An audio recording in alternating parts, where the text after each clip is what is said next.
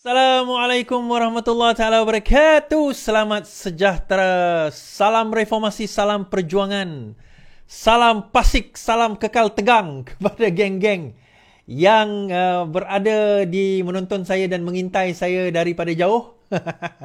Kan, yang tak masuk dalam ni mungkin mengintai daripada jauh. Tolong share tuan-tuan. 830 orang mata memandang, 2-3 orang je share. Kesian saya. Share dalam Facebook ke, dalam TikTok ke, dalam WhatsApp ke, dalam apa saja aplikasi, tolong share tuan-tuan. Tak salah, tak rugi, tak ada orang kata makan modal, orang kata kan, tak perlu keluar modal, tak perlu keluar duit nak share live kita ni. Tuan-tuan juga boleh tap kan, klik button love, button like, button apa semua tu button yang ada dekat ni. Bila kita klik, kita like, itu kaedah untuk kita nak bagi tahu bahawa live itu aktif. Sebenarnya. Jadi lebih ramai orang melihat. Kadang-kadang orang bertanya pada saya, macam mana Iswardi saya nak membantu live Iswardi ni? Tak perlu bantu banyak. Macam saya kata tadi, share, like, subscribe. Lepas tu tap love, tap like, komen. Kan? Komen-komen yang baik, yang membina. Kalau komen-komen yang tak baik, yang membina pun silakanlah. Dosa tanggung sendiri. Saya tak tanggung dosa orang kan. So masing-masing punya hal lah. Kan? Sila pertimbangkan untuk tekan butang subscribe, like, komen dan share. Serta aktifkan lonceng notifikasi anda agar tidak ketinggalan dengan video-video terbaru dari channel ini. Habis. Kes Najib pula. Kita bawa kes Najib. Kes Najib ni tuan-tuan. Baik. Semua perlu dirujuk dan diluluskan Najib, kata Peguam Negara. Bekas Peguam Negara, 1MDB, sorry. Kata bekas Peguam 1MDB. Bekas Peguam 1MDB memberitahu Mahkamah Tinggi di Kuala Lumpur hari ini bahawa kelulusan Datuk Seri Najib Razak diperlukan sebelum sebarang langkah dibuat dalam operasi 1MDB kerana beliau memegang 3 jawatan penting dalam syarikat itu. Jasmine Lu Aiswan berkata, ia adalah satu amalan malah semasa beliau menyertai syarikat itu, kesemua perkara perlu dikemukakan kepada Najib yang memegang jawatan Perdana Menteri, Menteri Kewangan dan pengurusi lembaga penasihat ataupun chair board of advisory bagi 1MDB sebelum mendapat projek boleh diambil oleh 1MDB. Ia merupakan amalan dalam 1MDB untuk setiap perkara dirujuk kepada Najib dahulu. Sebenarnya ia merupakan keputusan seorang individu yang membuat semua keputusan, kata Lu. Bagaimanapun, Peguam Najib Tan Sri Muhammad Syafiee Abdullah berkata terdapat perbezaan antara ketiga-tiga peranan anak guamnya dan Lu sebagai peguam seharusnya tahu bahawa Najib selaku CBOA tidak boleh membuat keputusan atau Chairman of Board of Advisory tidak boleh membuat keputusan tanpa merujuk terlebih dahulu kepada lembaga pengarah 1MDB.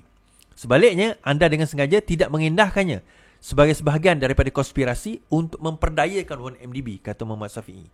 Lu tidak bersetuju dengan cadangan Muhammad Syafiee dan mengasaskan Najib sebagai Perdana Menteri dan Menteri Kewangan serta CBOA merupakan individu yang sama dan satu kelulusan daripada beliau merupakan kelulusan daripada ketiga-tiga peranan yang dimainkan pada ketika itu. Ketika menyertai 1MDB, ia sudah menjadi amalan dan kami bergantung kepada penasihat kesetiausahawan syarikat profesional. Jika mereka mempunyai pandangan berbeza, mereka akan melakukan seperti itu, katanya. Mengenai soalan lanjut daripada peguam, Lu tidak bersetuju dengan testimoni oleh pengurus bank Lesnar ketika pembicaraan kes 1MDB Roger Ng di Mahkamah New York mengenai bagaimana beliau merupakan komponen utama yang menghubungkan ahli perniagaan dalam buruan law kepada syarikat itu. Dia kata Su ni orang tengah lah. So dia kata demikian. Baik, kita dengar perbincangan mereka. Muhammad Syafiee kata, adakah anda sedar anda dilatih pada asasnya untuk membuat dokumen yang tidak sah di sisi undang-undang untuk menjadi sah? Dia kata, Lu kata saya tidak sedar. Muhammad Syafiee kemudian membaca petikan daripada testimoni Lesnar di Mahkamah New York dan menyatakan Lu tidak gembira dengan jumlah wang yang akan diterima daripada 1MDB kerana ia tidak mencukupi, dan Lu berkata beliau tidak bersetuju terhadap sebarang kenyataan itu. Najib menghadapi pertuduhan dalam kes 1MDB. So, menurut Lu di dalam kes ini, Lu adalah peguam yang terlibat dalam pembentukan dokumen di dalam kes 1MDB. Di dalam 1MDB, Lu ni adalah peguam bagi 1MDB dan tugas beliau adalah menyediakan dokumentasi berkenaan dengan apa-apa berkaitan dengan projek, dengan MOA ke agreement ke memorandum of understanding sebab dengannya lah di dalam 1MDB. Now, dia mengatakan bahawa dan kepentingan Lu ni adalah untuk melihat adakah sebenarnya, sebab dalam Lesnar punya kenyataan Dia mengatakan bahawa sebenarnya Lu ni memain peranan memperdayakan Najib, memperdayakan Najib, menipu Najib. Okay? Dalam kes 1MDB, iaitu Lu ni lah yang sebenarnya yang bertanggungjawab untuk menipu Najib.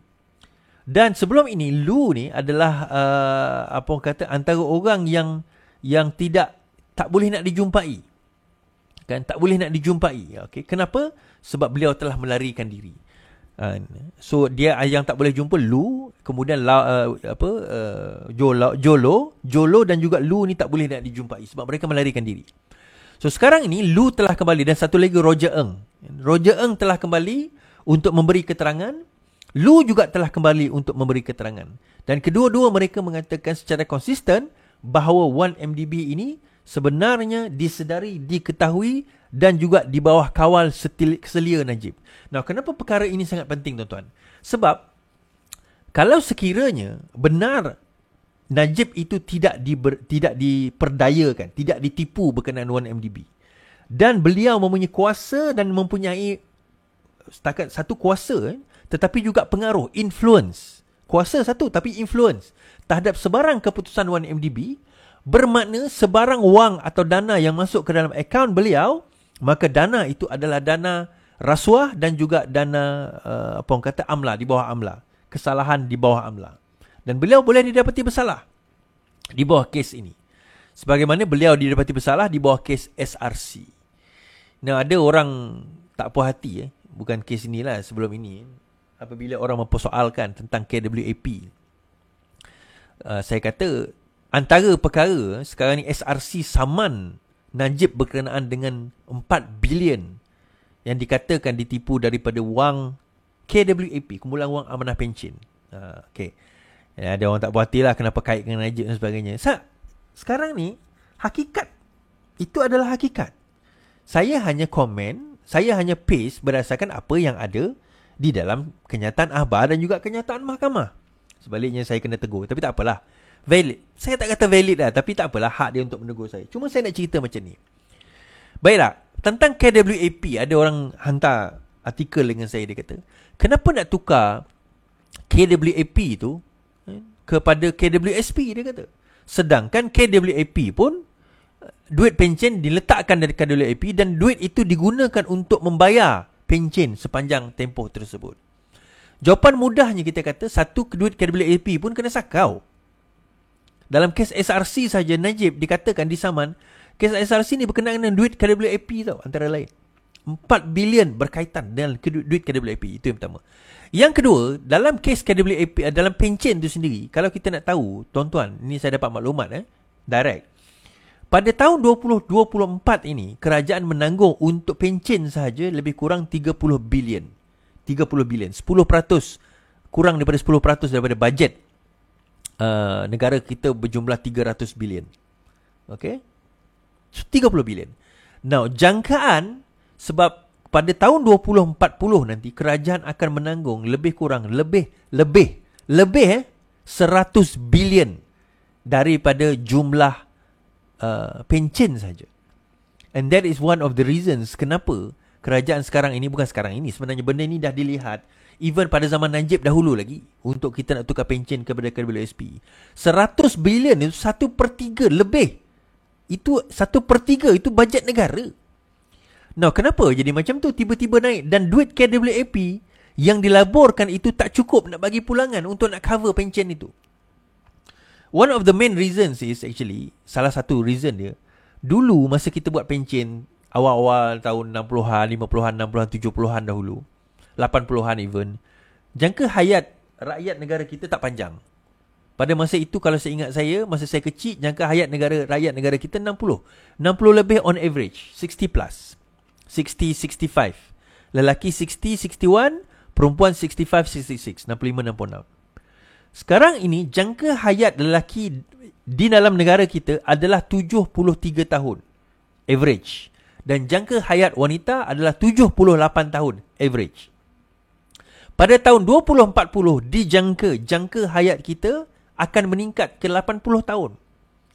Bermakna kalau dia pencen pada umur 55, dia ada 25 tahun untuk hidup sehingga 80, tuan-tuan. Dia serve 20-30 tahun, dia kerajaan tambah lagi bayaran gaji dia sehingga 20 kali 5 ke 30 tahun. Ada yang kata kat saya pencen 60%. Saya dah check. Pencen tak 60%, tuan-tuan. Tak tahulah, mungkin ada tempat yang 60%. Ayah saya pegawai kerajaan, pencen juga. Pencen, tapi dia pencen pangkat rendah lah. Pencen dia pun tak sampai 1,000 kot ke 1,000 macam tu. RM1,000 je pencen dia. Tak banyak, tak besar lah. Kan? Tapi poinnya adalah, akhirnya kena tanggung lah. Kerajaan kena tanggung jumlah tersebut. Dan saya dah sebut, saya ada semalam, saya jumpa ada seorang kawan saya lah. Saya borak dengan dia. Saya kata kat dia, tapi dia gaji besar lah. Saya kata, kira-kira saya calculate, by the time dia pencen, dia ada lebih kurang 2 juta ringgit dalam akaun dia. So saya tanya dia, you nak keluar duit ni habis ke? You nak keluar bulan-bulan? Keluar bulan-bulan macam mana? Dia kata dia tak tahu pun. Okay, keluar bulan-bulan ni dia keluar di dividen. Dividen you keluar setahun. You keluar dividen setahun.